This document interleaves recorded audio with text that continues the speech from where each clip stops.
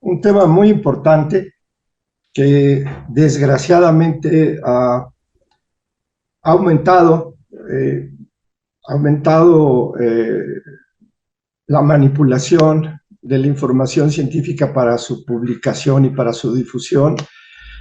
Eh, Digo desgraciadamente porque evidentemente es algo que no debe de acontecer, pero también en números absolutos les tengo que decir que no ha aumentado mucho. ¿Por qué? Porque las investigaciones sí han aumentado mucho en el mundo. Lo que se difunde diariamente, semana a semana, en las revistas que se encargan de difundir este quehacer, han aumentado, han crecido muchísimo. Entonces, el porcentaje en realidad, lo vamos a analizar en unos momentos, tampoco es enorme, pero es muy importante eh, darnos cuenta de cómo se genera y qué hay detrás de cometer un fraude. En realidad, hacer un fraude de tipo cultural, adjudicarse de una novela que no escribió uno, o vender un cuadro que uno pintó, pero que uno no es el pintor famoso que lo pintó, tiene una manera de ser, tiene una manera de fraguarse. Y en ciencia hay algunas diferencias y de eso se trata el día de hoy. De hecho, en esta primera diapositiva vemos al centro la ola de Hokusai. Hokusai es un pintor japonés que nació en 1760, famosísimo. De hecho, sus obras se cotizan muy caras cuando las logras encontrar, porque evidentemente ya están ahí. Y el que, la alegoría que está al lado es sobre una ola de Hokusai, pero pues está Godzilla, que Godzilla es una invención moderna y que para la gente incauta esa alegoría se vendió por muchos millones de yens, porque pensaron que era un cuadro perdido de Hokusai. Ha habido en la historia del mundo muchísimos fraudes. Voy a ejemplificar uno nada más, además paradigmático, porque pues lo realizaron nada más que todos estos señores estuvieron involucrados. Charles Dawson, eh, Smith Woodward y nada más ni nada menos que Sir Arthur Conan Doyle. Arthur Conan Doyle, como se acordarán, es el escritor de novelas muy famosas en la Inglaterra del siglo pasado. Eh, y resulta que hubo una playa de descubrimientos relacionados con lo que se llamó el eslabón perdido, o sea, un esqueleto que no fuera simio y que ya empezara a ser hombre. Ahí en medio había algo. Inglaterra no tenía ningún hueso, ninguna demostración de que se pudiera decir que se había encontrado algo en Inglaterra que tuviera estas características. Estaba, por supuesto, los neandertales descubiertos en Francia y posteriormente en España, y desde luego todos los que ya conocemos en África. Y entonces, de repente se dio la noticia que en el pueblo de Piltdown se había encontrado un cráneo que tenía las características de tener el cráneo como tal, de ser de un Homo sapiens, de un cromañón, y la mandíbula de un simio. Para no hacerles el cuento muy largo, en realidad lo que hicieron fue envejecer una mandíbula de orangután y se la pusieron al cráneo de un hombre moderno, eh, antiguo pero moderno, le dieron todo el tratamiento y entonces a esto le denominaron el hombre de Piltdown y ya tenían los ingleses el eslabón perdido. Esto ha sido muy interesante porque hasta años recientes salió a la luz todo esto. Fue una patraña muy bien urdida por gente inteligente, y se descubrió hasta hace recientemente, y hay toda una trama que pueden leer inclusive en una publicación que hizo Nature al respecto. Si ponen Piltdown, el cráneo de Piltdown, y lo buscan en Nature, se van a encontrar de hace unos 7 u 8 años una publicación que cuenta toda esta historia que les acabo de decir. Bueno, y ha habido muchos y muy famosos. Tal vez uno de los recientes más famosos fue este científico de Corea del Sur, Won Hu, que pues nada más hizo y también publicó en revistas de muy alta gama hallazgos sobre células madre. Y pues de repente pues, confesó que habían sido resultados inventados. Lo peor del caso es que en este caso en particular del doctor Hu Sung, él era un biólogo extraordinariamente capaz y extraordinariamente veraz, pero se metió en la carrera de ver cómo era posible generar tejido a raíz de células madre, que era una carrera que tenían en ese momento, varios grupos de investigación, y se enganchó con no obtener los resultados que él esperaba. Este personaje sí era un científico, y era un científico productivo, y además era un científico muy inteligente, que de repente se vio inmerso en generar y ganar una carrera que la vamos a analizar porque justamente son parte de las presiones que orillan a generar el fraude. Ha habido varios en el CINVESTAB, nosotros tenemos los nuestros también, no voy a abundar en ellos. Gente también muy destacada a la cual los alumnos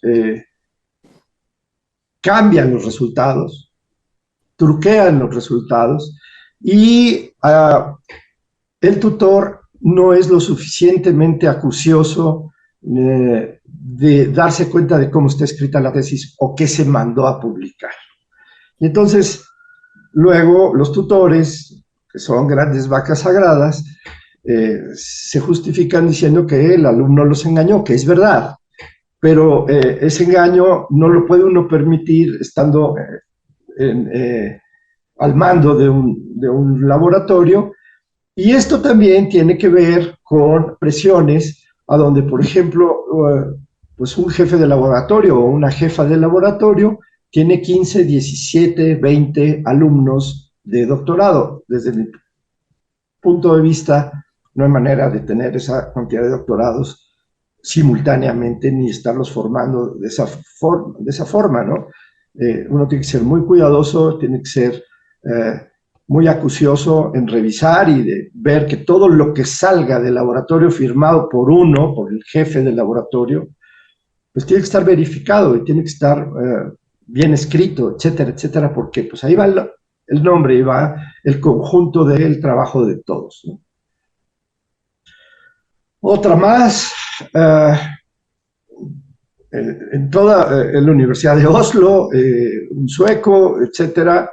Este es muy famoso también porque además de que hizo un fraude también con células madre, pues acabó suicidándose por el horror que cometió, además, pues siendo japonés, que tienen ahí un poco alto el sistema del honor, pero de repente les falla, porque en México también tenemos, bueno, aquí voy a hacer una distinción. Hay fraude donde uno manipula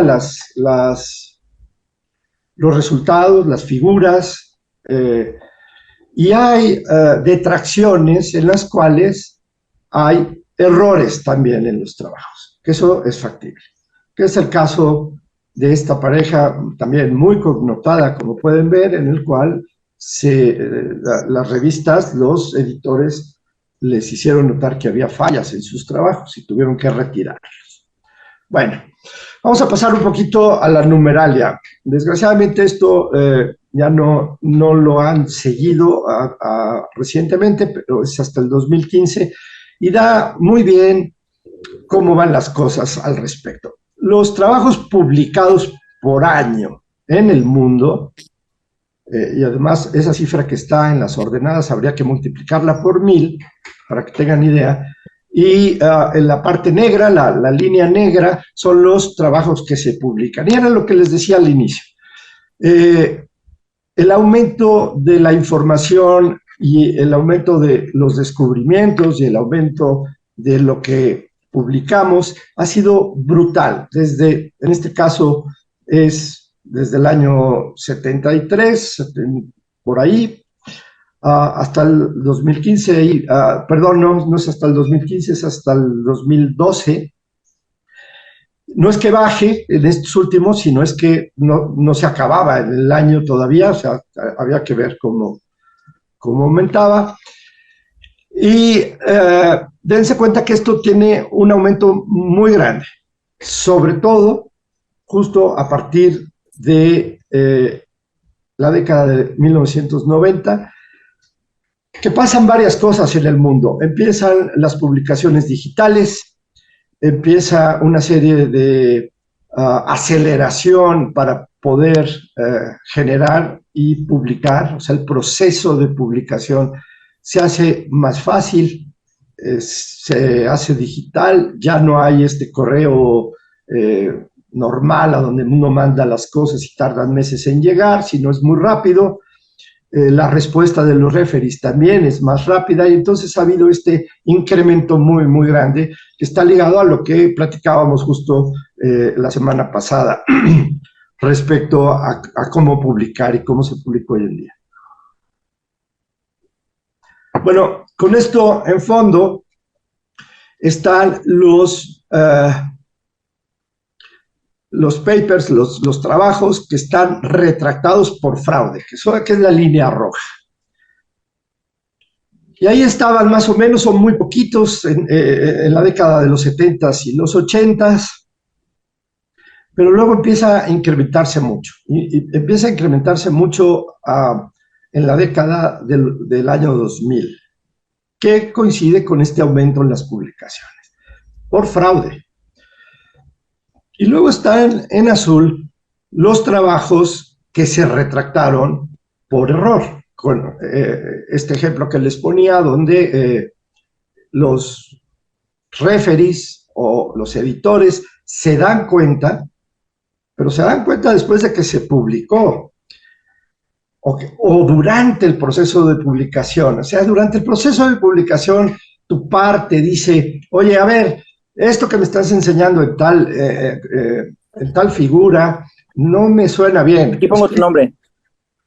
Y entonces, en ese sentido, pues uno tiene que dar una respuesta convincente de qué es lo que está viendo, o cambiarlo, o darse cuenta del error. Pero esto es antes de ser publicado. Estos son, los retractados son ya que está publicado. Y ahorita no haces que quiero. De tal forma que, pues esta es la numeralia, ha crecido.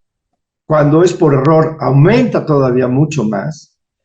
Y eso quiere decir que los referees no hacen su papel adecuadamente, no todos, que las revistas no hacen su papel adecuadamente en términos editoriales, y entonces ahí está el problema, y sí es un problema real. Vamos un poco a ver cómo se construye esto. La Real Academia define ciencia como el conjunto de conocimientos obtenidos mediante la observación y el razonamiento sistemáticamente estructurados de los que se deducen principios y leyes generales. Pues la definición es preciosa, es muy chiquita, pero no nos dice todo lo que es la ciencia en realidad, si se dan cuenta. Pues sí, sí es un conjunto de conocimientos. De hecho, recuerdo un libro en el cual decía, bueno, yo puedo tener un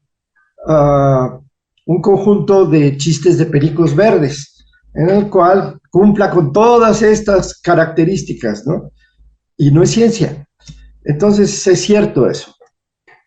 Eh, es conjunto de conocimientos obtenidos, si es mediante la observación y el razonamiento, pero ya dijimos la vez pasada que a veces eso que nosotros observamos es algo que surge, que emerge y que serendipia, y eso es parte de la ciencia y no está del todo contemplado en esta definición. Por supuesto que tratamos de sistematizarlos, pero los estamos sistematizando con una serie de instrumentos que son con los que contamos ahorita. En realidad, con otros instrumentos que están por venir, podemos tener otra manera de ver, otra manera de medir y otra manera de tratar de encontrar el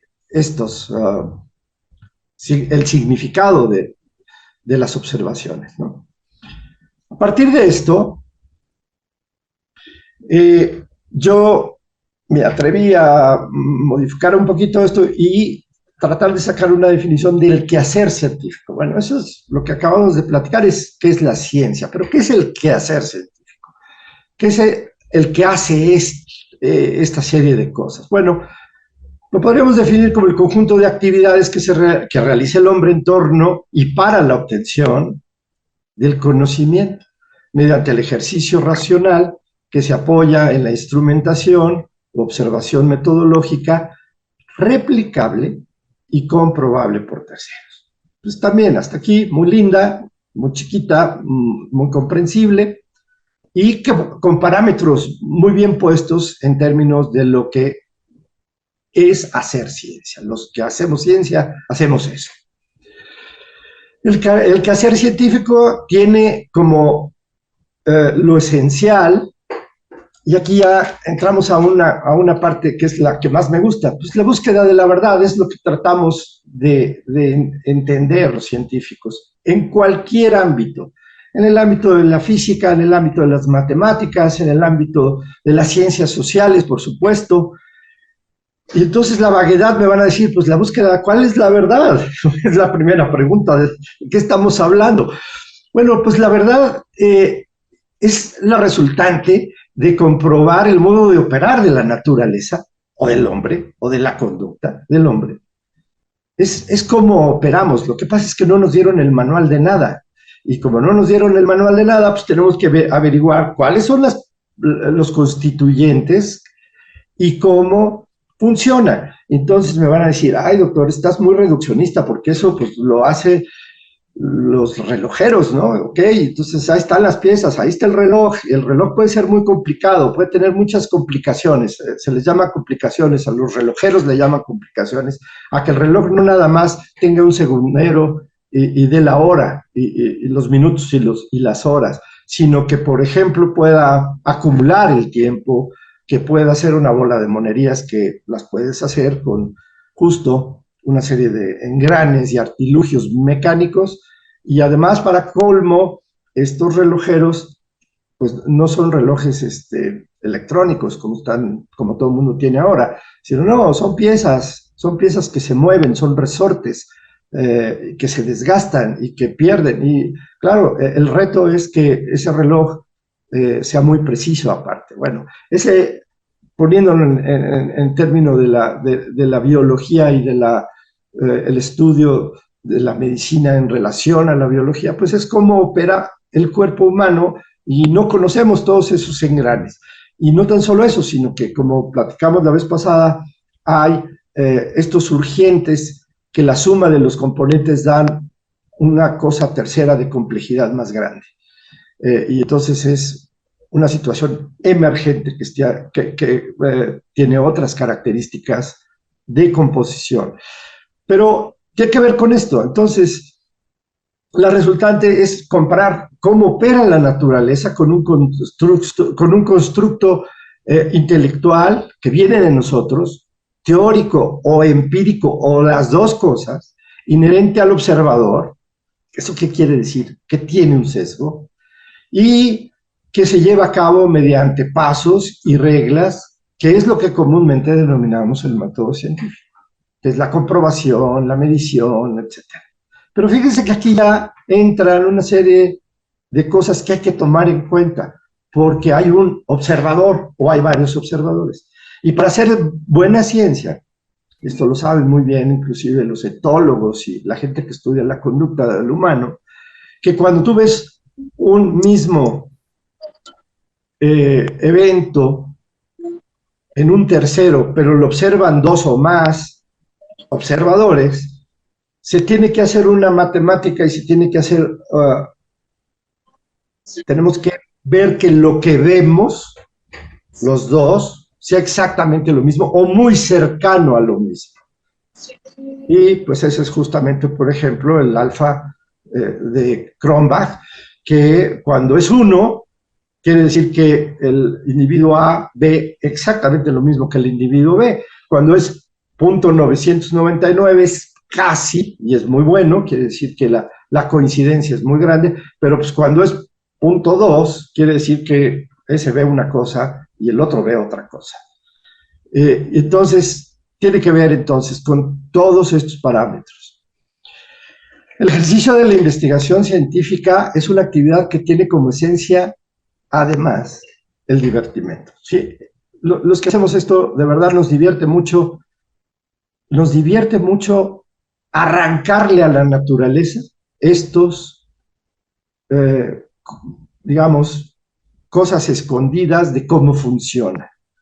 Y entonces sí se convierte en una actividad lúdica, divertida del intelecto, en el cual la verdad, esto es lo más bonito, forma parte esencial del juego. O sea, cuando yo descubro la verdad, cuando yo descubro cómo opera, cuando yo descubro qué es lo que está pasando adentro de estos intrincados vericuetos en el cuerpo, en el cosmos, en la forma de operar en un volcán, entonces, y puedo predecir además que va a pasar, y además pasa exactamente como se hizo la predicción, pues este juego se convierte en algo muy satisfactorio. Es justamente desentrañar y tener el conocimiento.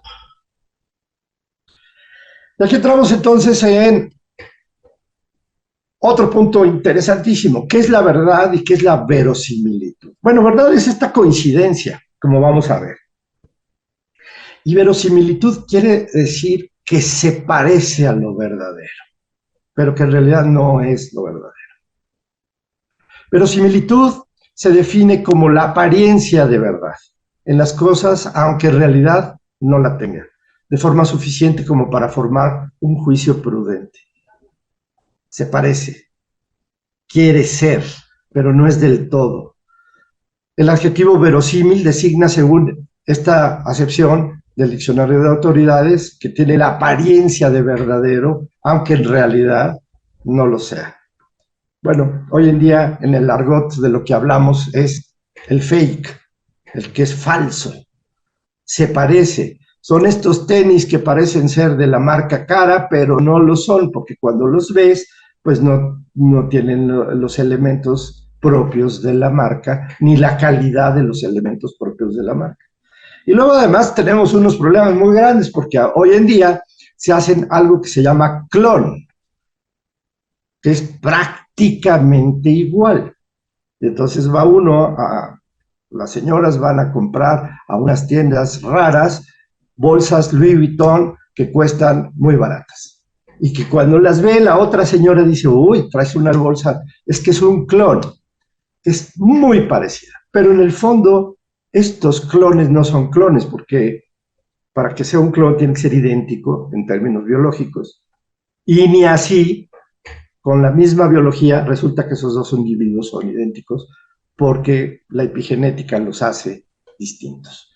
Entonces, puede ser más verosímil, pero no es el que es. Esto es muy importante. Y lo ilustro aquí porque me encontré esto que es un rapero y que le parece hombre y es hombre, según sé, pero la que tiene sentadito en las piernas parece mujer, pero no es mujer. Entonces, ahí está muy claramente lo que es verosímil y parecido y lo que no es. La diferencia entre verosimilitud y verdad es que la noción de verdad se da concordante entre el entendimiento y la cosa. Es igual. Cuando más estricta, mejor. Mientras que la noción de verosimilitud se da en un tipo de concordancia ligera o poco estricta. Y el parecido con la verdad no llega a ser la adecuación plena, que es lo que acabo de ejemplificar, ¿no? Entonces, en este contexto podemos definir al fraude científico como la manipulación consciente, ojo, de metodologías, resultados que no conllevan a la búsqueda de la verdad y que yo digo que no divierte. Y no conlleva la búsqueda de la verdad porque yo estoy poniendo unos resultados que no sé en realidad si es así como opera la naturaleza. Bueno, la falsificación en el arte ha sido muy escandalosa, muy rentable. Este señor, John Miat, es un inglés que hizo varios fraudes y fue encarcelado, pagó su... Hoy en día él hace copias, pero hace copias que tienen una característica muy interesante. Fíjense que el fraude que hace el artista o el fraude del arte es distinto al de la ciencia porque el que comete el fraude está condenado al anonimato. Ese pues, no es Picasso, no es Matisse. Entonces, hace cosas, además los buenos, aquí estamos viendo un Daumier y dos Daumiers en realidad.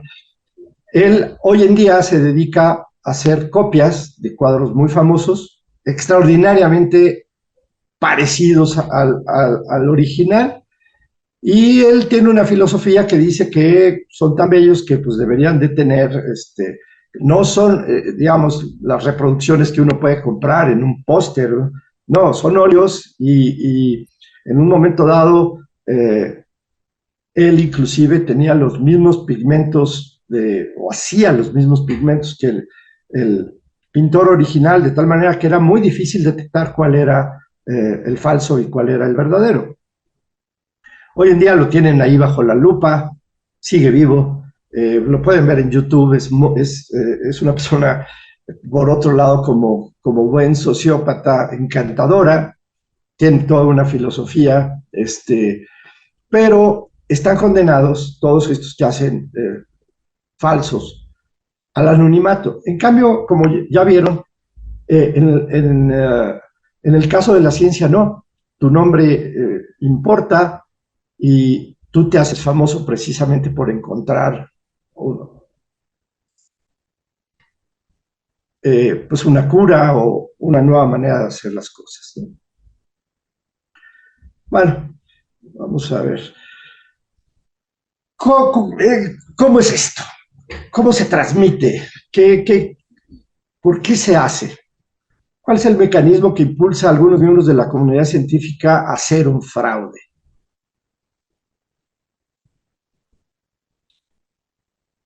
Tenemos dos teorías fundamentales que yo les puse: la socioneurobiología del fraude. Y pues son dos teorías de los 70, de finales de los 70, que son muy famosas hoy en día en las neurociencias, que es la teoría de la mente. Y la teoría de la mente dice, términos acuñados por Primack y Woodruff, que se refiere a nuestra habilidad cotidiana de atribuirle estados mentales a nosotros mismos y a los otros. O sea, ¿qué quiere decir? Que los otros piensan como nosotros. con el objeto de predecir y explicar una conducta, un comportamiento, una creencia. Y la inteligencia maquiavélica, propuesta por Brian y Witten, también al final de la década de los 80, está relacionada con un conocimiento declarativo, con solución de problemas sociales, con la innovación, con la flexibilidad, con ser experto en la cosa social, en cómo piensa la gente y cómo va a reaccionar. Por supuesto, tienes que tener una memoria para poder ser maquiavélico. Tienes que conocer muy bien las reglas y las condiciones sociales para que no las quebrantes del todo y la gente te pueda creer y te pueda seguir. Tener disposición para el aprendizaje y la imitación y la autorreflexión. Si se dan cuenta, todas estas habilidades son habilidades que quisiéramos tener todos. Bueno, de hecho, las tenemos todos, pero están utilizadas para torcer la verdad y llevar justamente a tus propósitos y al engaño a esta manera de operar del cerebro, no nada más de los humanos. La inteligencia maquiavélica está perfectamente descrita en primates, por ejemplo. De ahí viene, de hecho. Bueno, ¿cómo se transmite el mal? El mal se transmite en los laboratorios. Fundamentalmente el mal lo transmite el líder del laboratorio, los líderes de los laboratorios. Son estas pequeñas,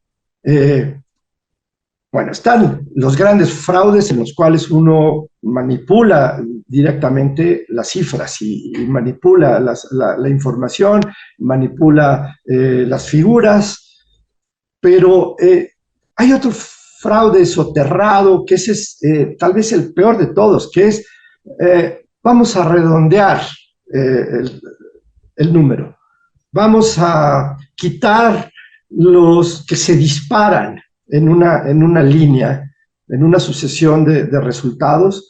Pues, si es una gaussiana, por ejemplo, pues vamos a quitar los que están del lado izquierdo y los que están del lado derecho, y entonces simplemente la variabilidad de esos datos disminuye muchísimo y simplemente ahora ya me ajusta para ser significativo para la estadística. Eso es manipulación de datos. Cuando nosotros hacemos con datos raw y datos grandes en términos, cuando se puede tener n's grandes, esas partes de las colas se pierden, tienen muy poquito significado porque tienen un peso estadístico muy chiquito. Entonces ahí se empieza con eso. Y eso lo transmite uno a los alumnos, y entonces el alumno dice, si el maestro le quitó estos datos y le borró estos puntos, ¿por qué no lo voy a hacer yo? De tal manera que ahí está exactamente cómo se transmite el mal. Y ahí es donde uno tiene que ser extraordinariamente honesto y tiene que poner lo que salió y tiene que repensar. Los experimentos pueden salir mal, el experimento puede estar mal hecho, puede ser que esos datos estén mal puestos, eso también, y uno tiene que darse cuenta de eso, que no se obtuvieron datos con los estándares de calidad en animales, y por supuesto la interpretación puede estar absolutamente equivocada. Esa no importa. Lo que no puede uno cambiar es el dato. Y ahí está el meollo del asunto. ¿A qué me refiero con la ventana de vulnerabilidad? Bueno, esta ventana de vulnerabilidad en realidad la hemos generado nosotros mismos. La hemos generado las instituciones que les decimos a nuestros investigadores, oye, tienes que publicar 2, 3 papers al año, porque si no, pues no, te saco del sistema, te quito la beca,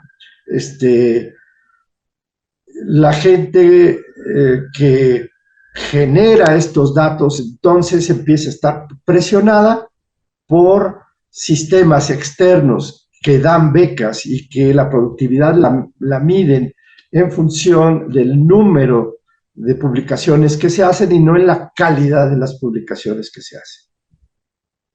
Entonces, esta presión de productividad es la que ha generado, y sobre todo últimamente, como lo vimos en las gráficas, que haya muchas más retracciones y que haya muchos más errores en estos trabajos. Bueno, ya hablamos de las revistas predadoras que pues justo tienen todo este ensamblaje para que los trabajos que se reciben ahí no sean verificados acuciosamente y no tenga una corresponsabilidad del editor, sino simplemente tener el negocio de cobrar $2,000 o $3,000 o euros para publicar. Y como ha aumentado muchísimo, pues esto es un negocio, realmente.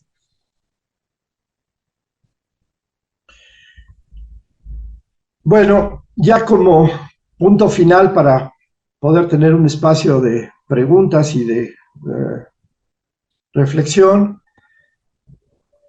la contención a todo esto es el buen hacer ciencia, el hacer una ciencia de calidad en que los maestros, los líderes de los grupos sean probos, sean éticos.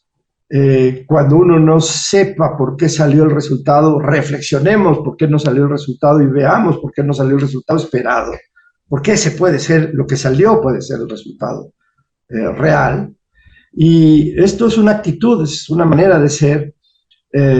Y pues claro, tenemos que hacer un llamado a cambiar los parámetros de productividad, tanto gubernamentales como los de la iniciativa privada, porque se hace, en nuestro país no, pero en la mayoría de los países mucha de la investigación se hace justamente pues con iniciativa privada, que voy a poner un ejemplo, son los laboratorios farmacéuticos y que esta productividad está en función de sacar un fármaco que sirva para lo que ellos dicen que sirve, que a veces no sucede, precisamente, y que tiene pues como consecuencia millones de ganancias mientras se da uno cuenta que sirve o no sirve para lo que lo plantearon, ¿no? Yo creo que ahí podemos parar este asunto.